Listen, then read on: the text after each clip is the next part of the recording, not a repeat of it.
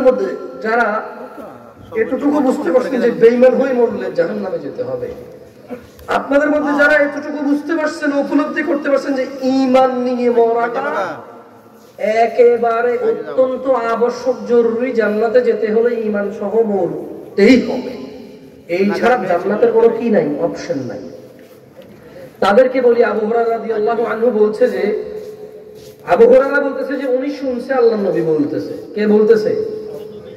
কে বলতেছে?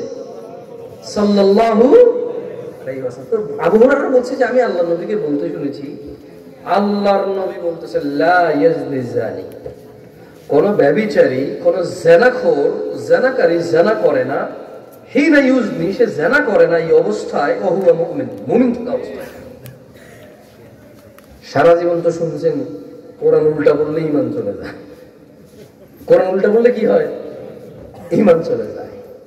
সারা জীবন পড়ছে, শুনছেন না, এটা ঠিক মনে করেন যে শুনছেন যে কুফরি করলে কি হয়? ঈমান। কিন্তু এখানে আবু হুরায়রা রাদিয়াল্লাহু আনহু বলতেছে, হাদিসটা বুখারীতে আসছে। কোথায় আসছে?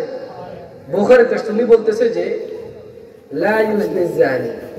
ছোট ভাই মনোযোগ দিয়ে শুনো, তোমার বয়সী কত মানুষ মারা গেছে, তুমি মারা যাও না, এটা তোমার আল্লাহ নসিব। আল্লাহ তোমাকে আল্লাহ ডাকার সুযোগ দিছে, আল্লাহ তোমাকে 70 রাকাত নামাজ আরো বেশি পড়ার সুযোগ দিছে, আরো একদিন তোমার নসিব ভালো, আল্লাহ তোমাকে মাপ চাওয়ার সুযোগ দিছে, বেঁচে আছো, তোমার নসিব ভালো, সুবহানাল্লাহ বলবা, আসমান আর জমিন পরিপূর্ণ নেকিতে হবে, আল্লাহ সুযোগ দিছে বলা। তোমার নসিব ভালো, আল্লাহুম্মা সাল্লি আলা মুহাম্মদ আরো একদিন বলবা, 10টা নেকি হবে, 10টা মর্যাদা বৃদ্ধি হবে, গুনাহ ক্ষমা হবে। তোমার নসিব ভালো ছোট ভাই, নামাজের পর আয়াতুল কুরসি পড়বা ফরজের পর, তোমার আর জান্নাতের মধ্যে দূরত্ব হবে মৃত্যু। তোমার নসিব ভালো, তুমি আরো একদিন বেশি বেঁচে আসো, ফরজ নামাজের পর তাসবিহ, তাহলিল, সুবহানাল্লাহ, আলহামদুলিল্লাহ, আল্লাহু আকবার এগুলো পড়বা, সমুদ্রের ফেনার মতো গুনাহ হবে, আল্লাহ ক্ষমা করবে। তোমার নসিব ভালো, আরো একদিন বেশি বেঁচে আসো, আল্লাহকে একদিন বেশি ডাকতে পারবা। তোমার নসিব ভালো, পূর্বের অপরাধগুলো আরো বেশি করে আল্লাহর কাছে ক্ষমা চাইতে পারবা। তোমার পূর্বে বহু মানুষ তোমার বয়সে মারা গেছে, তোমার নসিব ভালো, তুমি মারা যাও নাই। তোমার নসিব ভালো, তুমি হায়াত পেয়েছো, কাজে লাগাও ভাই, আবার কাজে লাগাও। লা ইউজনি জানি, জিনাকারী জিনা করে না, হিনা ইউজনি, জিনাকারী জিনা করে না, অথচ ও হুয়া মুমিন, সে মুমিন, ঈমানদার অবস্থায় সে জিনা করে না।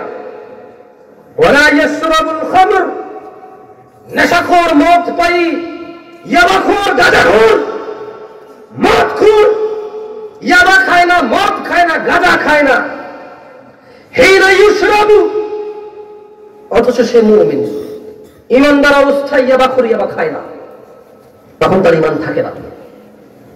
আমি বলছি না বুখারীর হাদিস, আমি আপনাদের আগেই বলেছি, আমরা বক্তারা বা যারা ওয়াইজিন আছি, এখন কেউ হয়তো বলতে পারে আমি ওয়াইজিন না, বাট আপনারা তো মনে করতেছেন দেখে ডাকছেন, জাযাকুমুল্লাহ খায়র। আমি নিজের কিন্তু ওয়াইজিন বা বক্তা মনে করি না, আলেম তো মনেই করি না। আল্লাহ আমাকে আশ্রয় দিক ভুলভাল বলা থেকে, যত কম বলা যায় ততই আমার জন্য ভালো, কারণ আমার ইলম অনেক কম।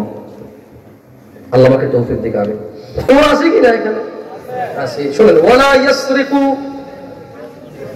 ওয়ালা ইয়াসরিকু হিনা ইয়াসরিকু ওয়া হুয়া মুমিন, কোন চোর চুরি করে না মুমিন থাকা অবস্থায়। তাহলে আমরা কয়জন বেঈমান পাইছি? কয়টা কাজে ঈমান থাকে না? প্রথম কাজ কোনটা? কি? তারপরে মদখোর বা নেশাখোর, তিন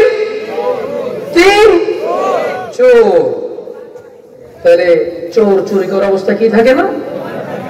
ঈমান থাকে না। যাই দিনী ভাইরা, বক্তব্য লম্বা করবো না। যারা অশ্লীলতাকে সমাজে ছড়িয়ে দিতে চায় তাদের জন্য আল্লাহর পক্ষ থেকে কিছু সাবধানী বাণী শুনিয়ে বক্তব্য শেষ করে দেব। যারা মদ বিক্রি করে, গাঁজা বিক্রি করে, ইয়াবা বিক্রি করে, যে বন্ধু বান্ধব বন্ধুকে শেল্টার দেয় প্রেমিকাকে নিয়ে পালাই যাইতে, যে বন্ধু বান্ধব শেল্টার দেয়, এক পোয়া ডাল আর 2টা ডিম দিয়ে বিয়ে পড়ায় দেয় ভাগায় নিয়ে গিয়া, ওদেরকে বলতে চাই, ইন্নাল্লাযীনা ইউহিব্বুনা আন তাশীআল ফাহিশাতু ফিল লাযীনা আমানু, নিশ্চয় যারা মুমিনদের মধ্যে অশ্লীলতার প্রসার কামনা করে, লাহুম আযাবুন আলীমুন ফিদ দুনিয়া ওয়াল আখিরাহ। ও তোমরা যারা দুনিয়াতে অশ্লীলতা করো, আল্লাহ বলছে তোমাদের জন্য আযাব হচ্ছে দুনিয়ায় এবং আখিরাতে। ভয় করো, ভয় করো। قال رسول الله صلى الله عليه وسلم, আল্লাহর নবী সাল্লাল্লাহু আলাইহি ওয়াসাল্লাম বলছেন, মান সান্না ফিল ইসলামি সুন্নাতান হাসানা, যে ব্যক্তি ইসলামে কোন নেক প্রথা চালু করে, ফালাহু আজরুহা ওয়া আজরু মান আমিলা বিহা বা'দা, সে তার নেক কর্মের সওয়াব পাবে এবং ওই ব্যক্তির সমপরিমাণ সওয়াব পাবে তার থেকে শিখে যে লোকটা করবে।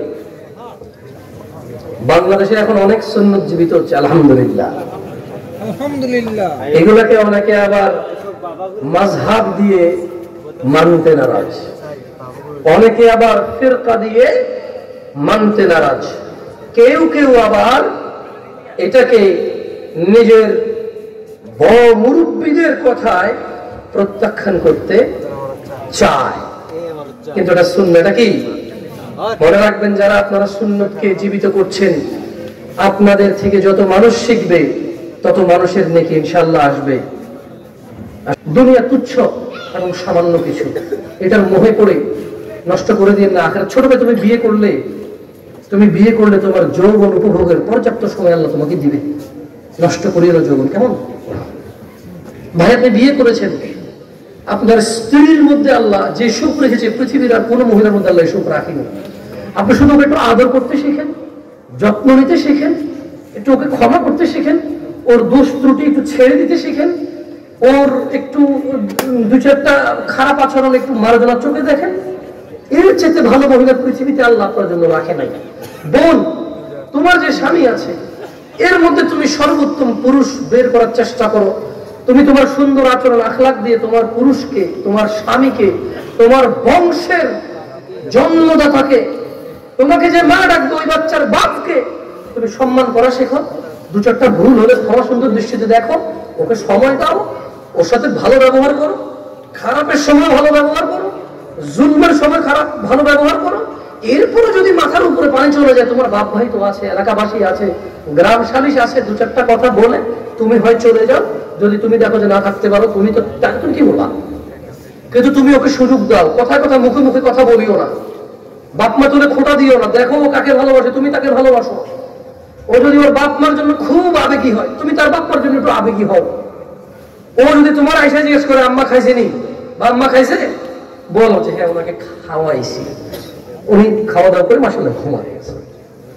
যদি বলে যে আম্মা যে অসুস্থ, তুমি কি ডাক্তার ওষুধের ব্যাপারটা বলবা যে হ্যাঁ ওনার 3 বার ওষুধ ছিল, কিছুক্ষণ আগে আমি বলে দিয়ে আসছি যে আধা ঘন্টা পরে ওষুধের টাইম হবে, ভুলে যাবে না। তোমার শ্বশুর অসুস্থ হলে তোমার শ্বশুর শাশুড়ি ছেলেকে বলার আগে তুমি বলো যে আব্বা তো অসুস্থ বা আম্মা তো অসুস্থ, এটা দেরি করা যাবে না, আমার মুরগি মানুষ শরীর তো নরম হয়ে গেছে, নাজুক, দেরি করা যাবে না, কিছু একটা ব্যবস্থা করতে হবে। একটু তোমার স্বামীকে একটু বুঝাও, আবার মিশা না, সত্যি অন্তর থেকে বুঝাও যে আমি আপনার আব্বা আম্মাকে অনেক ভালোবাসি, আপনার আব্বা আম্মার কষ্টে আমি কষ্ট পাই এবং ওনাদের সেবা যত্নে আপনি যে সন্তুষ্ট হন। আমি মূলত এরা তো আমার বাপ্পা না, আমি মূলত এদেরকে ভালোই বাসি, যাতে আপনার এটা আপনি পছন্দ করেন। একটু এটা বুঝাও বোন, আমার একটু বুঝাও, দেখবো সংসার ঠিক হয়ে যাবে ইনশাআল্লাহ। সব ছেলে একটু বিয়ের পরে কিছুদিন একটু পাল্টি চলাফেরা করে, বাচ্চা কাচ্চা আসলে দুনিয়াতে আল্লাহ বেশিরভাগ মানুষকে হেদায়েত দিতে আমি দেখছি। অধিকাংশ ছেলে পেলে বেকার থাকে, বিয়ের পরে বেকার থাকে না, কিছু না কিছু কাজকর্ম করে। কেমন বোন আমার, তুমি একটু সহ্য ক্ষমতা বাড়াও। ভাই আমার, তুমি একটু বুঝার চেষ্টা করো, আরেকজনের মেয়ে আরেক বাড়ি থেকে আসছে, সবাই অপরিচিত, সবাই, তুমি নিজেও তো অপরিচিত। তার বাবা তাকে কত আদর যত্ন করে পালছে লালছে, তোমার কাছে তুলে দিছে, সবাই তোমরা অপরিচিত। তার কিন্তু তাকে সময় দাও। তোমার বোনকে বলো তার দোষ ধরতে না। আমি তোমার বোনকে বলি ভাই আমার, তোমার বোনকে আমি বলি বোন, ভাবির এত দোষ ধরিয়েন না। আরেকজনের মেয়ে বাড়িতে আসছে, আপনাদের এখনো চেনে না, আপনাদের সম্পর্কে বোঝে না, 2, 4, 5, 10 বছর সময় দেন, আপনারা ওকে আদর করেন, ইনশাআল্লাহ ভাই আদরের ফলাফল খারাপ আসে না। তেমন বুঝছেন, তড়িঘড়ি দ্রুত করে যদি কেউ দ্রুত যদি কেউ এটা আশা করে তাইলে হয়তো দ্রুত ফলাফল পাওয়া যায়। যাই হোক, দুনিয়া তুচ্ছ সামান্য ভোগ বিলাসের বস্তু, দুনিয়াকে প্রাধান্য না দেওয়ার জন্য আমি আমার ভাই ও বোনদের বিনীত অনুরোধ করে আল্লাহর পক্ষ থেকে এটি আয়াত করে আমি বক্তব্য শেষ করব। আল্লাহ তাআলা বলেছেন, ওয়া উতিতুম মিন শাইইন ফামাতাউল হায়াতিদ দুনিয়া ওয়া জিনাতুহা ওয়া মা ইনদাল্লাহি খায়রুন ওয়া আবকা আফালা তা'কিলুন। আর তোমাদের যা কিছু দেওয়া হয়েছে দুনিয়াতে, ছেলে মেয়ে, ধন সম্পদ, জায়গা জমি, গাড়ি বাড়ি, সৌন্দর্য, সব কিছু শুধু দুনিয়ার জীবনের ভোগ এবং শোভা সাজসজ্জা। আর আল্লাহর কাছে যা আছে তা উত্তম। তোমরা কি বুঝবে না? আল্লাহ বুঝাচ্ছে যে জান্নাতে যা আছে তা কি, তা কি? আর বাড়ি গাড়ি, ছেলে মেয়ে, বউ, সুন্দর, যেগুলো কি দুনিয়ার শোভা। মানে ওই যে দেখছেন স্টেজের ফুল লাইট, এই বাচ্চা কাচ্চা, টাকা পয়সা, এরকমই সাজসজ্জা দুনিয়ার। أقول قولي هذا واستغفر الله ولسائر المؤمنين فاستغفروه إنه هو الغفور الرحيم. سبحانك اللهم وبحمدك أشهد أن لا إله إلا أنت